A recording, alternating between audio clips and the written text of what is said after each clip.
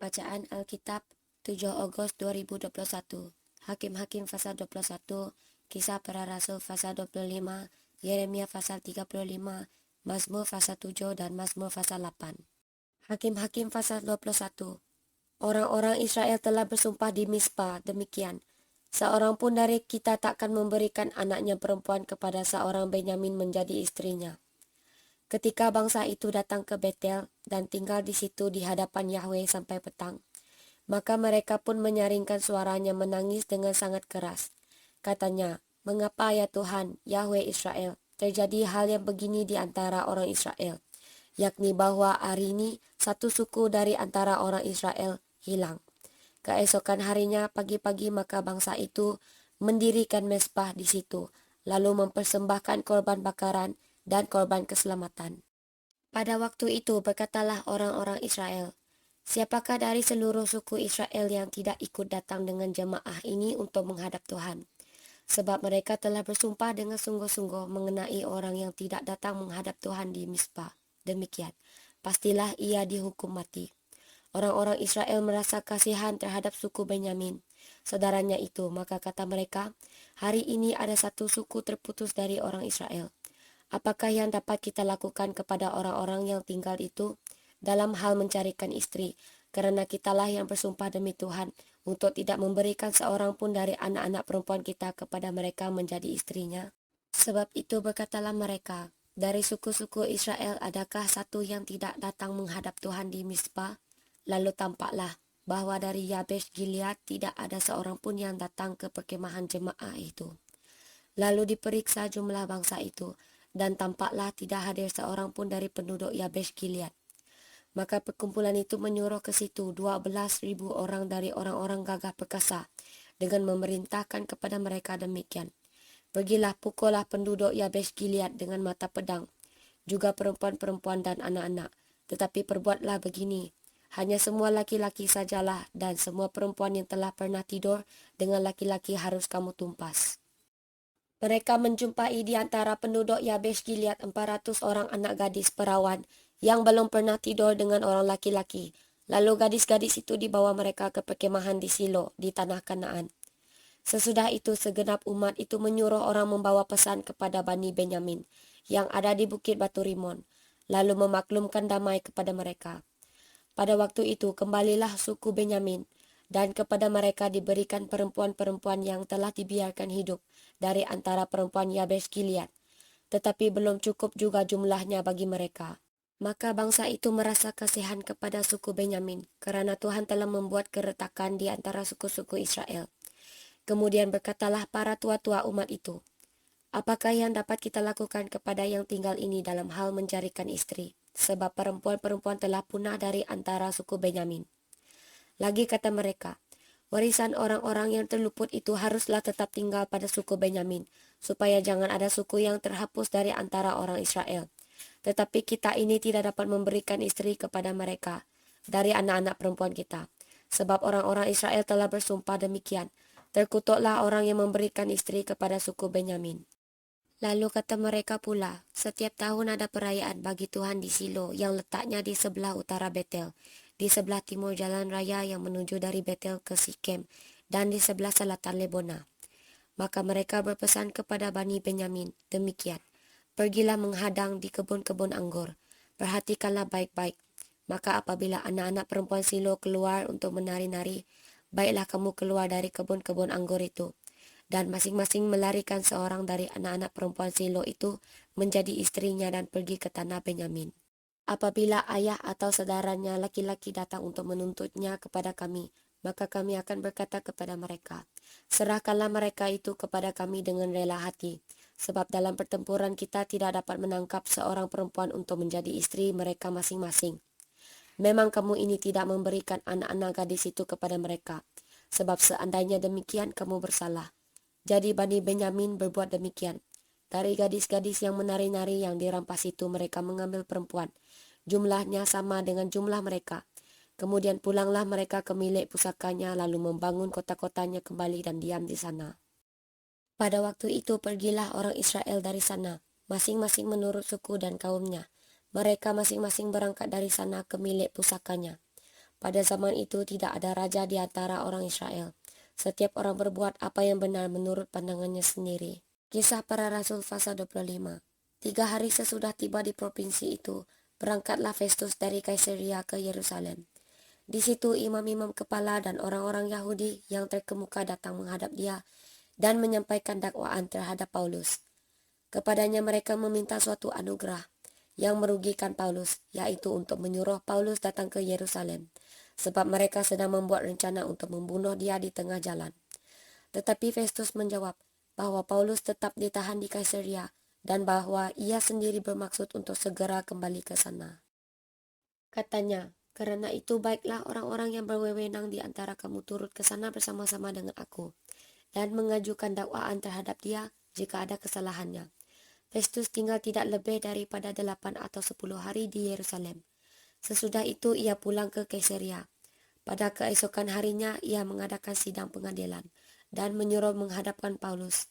Sesudah Paulus tiba di situ, semua orang Yahudi yang datang dari Yerusalem berdiri mengelilinginya dan mereka mengemukakan banyak tuduhan berat terhadap dia yang tidak dapat mereka buktikan. Sebaliknya Paulus membela diri, katanya, "Aku sedikit pun tidak bersalah, baik terhadap hukum Taurat, orang Yahudi maupun terhadap bait Yahweh atau terhadap Kaisar." Tetapi Festus yang hendak mengambil hati orang Yahudi menjawab Paulus, katanya, "Apakah engkau bersedia pergi ke Yerusalem supaya engkau dihakimi di sana di hadapanku tentang perkara ini?" Tetapi kata Paulus, "Aku sekarang berdiri di sini di hadapan pengadilan Kaisar, dan di sinilah aku harus dihakimi. Seperti engkau sendiri tahu benar-benar, sedikit pun aku tidak berbuat salah terhadap orang Yahudi. Jadi jika aku benar-benar bersalah dan berbuat sesuatu kejahatan yang setimpal dengan hukuman mati, aku rela mati. Tetapi jika apa yang mereka tuduhkan itu terhadap aku ternyata tidak benar, tidak ada seorang pun yang berhak menyerahkan aku sebagai suatu anugerah kepada mereka. Aku naik banding kepada Kaisar." Setelah berunding dengan anggota-anggota pengadilan, Festus menjawab, "Engkau telah naik banding kepada Kaisar, jadi engkau harus pergi menghadap Kaisar." Beberapa hari kemudian, datanglah Raja Agripa dengan Bernike ke Kaisaria untuk mengadakan kunjungan kehormatan kepada Festus. Karena mereka beberapa hari lamanya tinggal di situ, Festus memaparkan perkara Paulus kepada raja itu. Katanya, "Di sini ada seorang tahanan yang ditinggalkan Felix pada waktu ia pergi. Ketika aku berada di Yerusalem, imam-imam kepala dan tua-tua orang Yahudi mengajukan dakwaan terhadap orang itu dan meminta supaya ia dihukum. Aku menjawab mereka bahwa bukanlah kebiasaan pada orang-orang Roma untuk menyerahkan seorang terdakwa sebagai suatu anugerah sebelum ia dihadapkan dengan orang-orang yang menuduhnya dan diberi kesempatan untuk membela diri terhadap tuduhan itu. Karena itu mereka turut bersama-sama dengan aku kemari. Pada keesokan harinya, aku segera mengadakan sidang pengadilan dan menyuruh menghadapkan orang itu. Tetapi ketika para pendakwa berdiri di sekelilingnya, mereka tidak mengajukan suatu tuduhan pun tentang perbuatan jahat seperti yang telah aku duga. Tetapi mereka hanya berselisih paham dengan dia tentang soal-soal agama mereka dan tentang seorang bernama Yesus yang sudah mati, sedangkan Paulus katakan dengan pasti bahwa ia hidup. Karena aku ragu-ragu bagaimana aku harus memeriksa perkara-perkara seperti itu, aku menanyakan apakah ia mau pergi ke Yerusalem supaya perkaranya dihakimi di situ. Tetapi Paulus naik banding. Ia minta supaya ia tinggal dalam tahanan dan menunggu sampai perkaranya diputuskan oleh Kaisar. Karena itu aku menyuruh menahan dia sampai aku dapat mengirim dia kepada Kaisar. Kata Agripa kepada Festus, "Aku ingin mendengar orang itu sendiri." Jawab Festus, "Besok engkau akan mendengar dia." Pada keesokan harinya, datanglah Agripa dan Bernike dengan segala kebesaran, dan sesudah mereka masuk ruang pengadilan bersama-sama dengan kepala-kepala pasukan dan orang-orang yang terkemuka dari kota itu, Festus memberi perintah supaya Paulus dihadapkan. Festus berkata, "Ya Raja Agripa, serta semua yang hadir di sini bersama-sama dengan kami, lihatlah orang ini yang dituduh oleh semua orang Yahudi, baik yang di Yerusalem maupun yang di sini. Mereka telah datang kepadaku dan sambil berteriak-teriak mereka mengatakan bahwa ia tidak boleh hidup lebih lama. Tetapi ternyata kepadaku bahwa ia tidak berbuat sesuatu pun yang setimpal dengan hukuman mati. Dan karena ia naik banding kepada Kaisar, aku memutuskan untuk mengirim dia menghadap Kaisar." tetapi tidak ada apa-apa yang pasti yang harus kutulis kepada Kaisar tentang dia. Itulah sebabnya aku menghadapkan dia di sini kepada kamu semua, terutama kepadamu, Raja Agripa, supaya setelah diadakan pemeriksaan aku dapat menuliskan sesuatu. Sebab pada hematku tidaklah wajar untuk mengirim seorang tahanan dengan tidak menyatakan tuduhan-tuduhan yang diajukan terhadap dia. Yeremia pasal 35. Firman yang datang dari Tuhan kepada Yeremia di zaman Yoyakim bin Yosia, Raja Yehuda, bunyinya, "Pergilah kepada kaum orang Rekab, bicaralah dengan mereka dan bawalah mereka ke rumah Tuhan, ke dalam salah satu kamar, kemudian berilah mereka minum anggur." Maka aku menjemput Yazania bin Yeremia bin Habazinya beserta saudara-saudaranya dan semua anaknya, pendeknya segenap kaum orang Rekab. Aku membawa mereka ke rumah Tuhan, ke dalam kamar anak-anak Hanan bin Yigdalia abdi Yahweh. Itulah kamar yang di sebelah kamar para pembesar, di atas kamar Maaseya bin Salum penjaga pintu. Di depan anggota-anggota kaum orang Rekab itu, aku meletakkan piala-piala penuh anggur dan cawan-cawan. Lalu aku berkata kepada mereka, "Silakan minum anggur." Tetapi mereka menjawab, "Kami tidak minum anggur, sebab Yonadab bin Rekab, bapa leluhur kami, telah memberi perintah kepada kami," katanya. "Janganlah kamu atau anak-anakmu pun minum anggur sampai selama-lamanya. Janganlah kamu mendirikan rumah, janganlah kamu menabur benih, janganlah kamu membuat atau mempunyai kebun anggur, melainkan haruslah kamu diam di kemah-kemah selama hidupmu, supaya lama kamu hidup di tanah di mana kamu tinggal sebagai orang asing." Kami mentaati suara Yonadab bin Rekab, bapa leluhur kami, dalam segala apa yang diperintahkannya kepada kami, agar kami tidak minum anggur selama hidup kami, yakni kami sendiri, istri kami, anak-anak lelaki dan anak-anak perempuan kami, agar kami tidak mendirikan rumah-rumah untuk kami diami, tidak mempunyai kebun anggur atau ladang serta benih, melainkan kami diam di kemah-kemah dan taat melakukan tepat seperti yang diperintahkan kepada kami oleh Yonadab, bapa leluhur kami.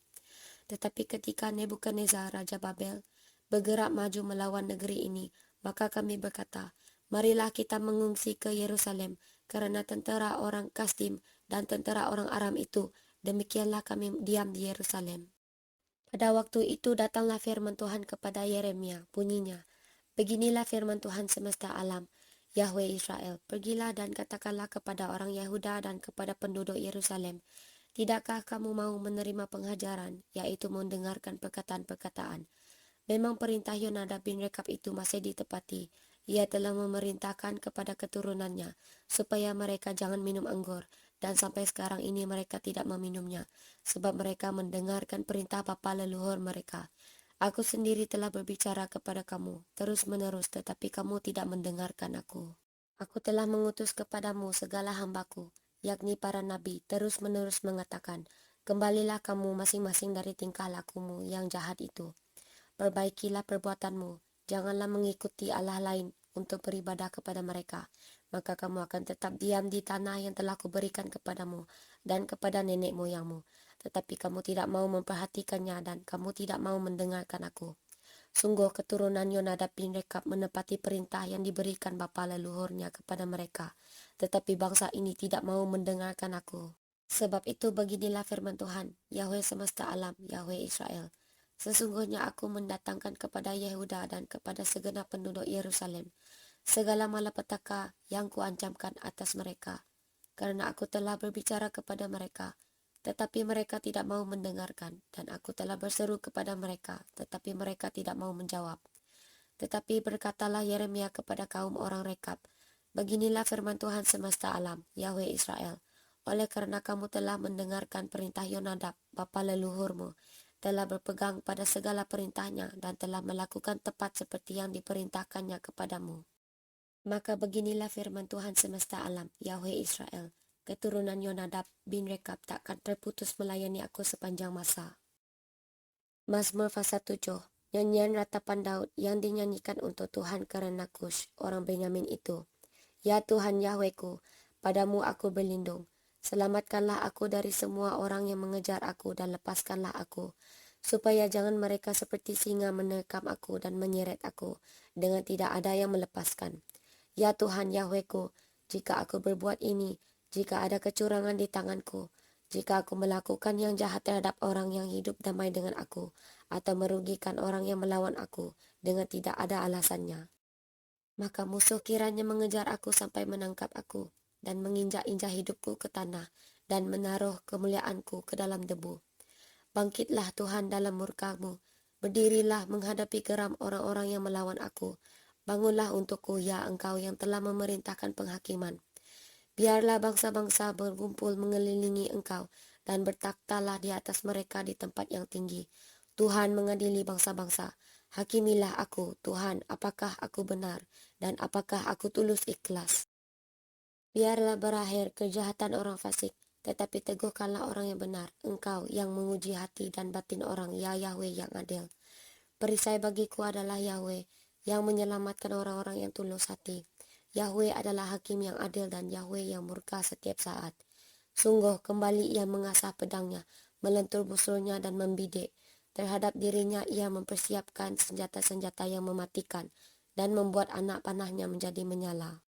Sesungguhnya orang itu hamil dengan kejahatan, ia mengandung kelaliman dan melahirkan dusta. Ia membuat lubang dan menggalinya, tetapi ia sendiri jatuh ke dalam pelubang yang dibuatnya. Kelaliman yang dilakukannya kembali menimpa kepalanya, dan kekerasannya turun menimpa batu kepalanya. Aku hendak bersyukur kepada Tuhan kerana keadilannya, dan bermazmur bagi nama Tuhan yang maha tinggi. Mazmur pasal 8 untuk pemimpin biduan menurut lagu Gitit. Mazmur Daud. Ya Tuhan, Tuhan kami, betapa mulianya namamu di seluruh bumi.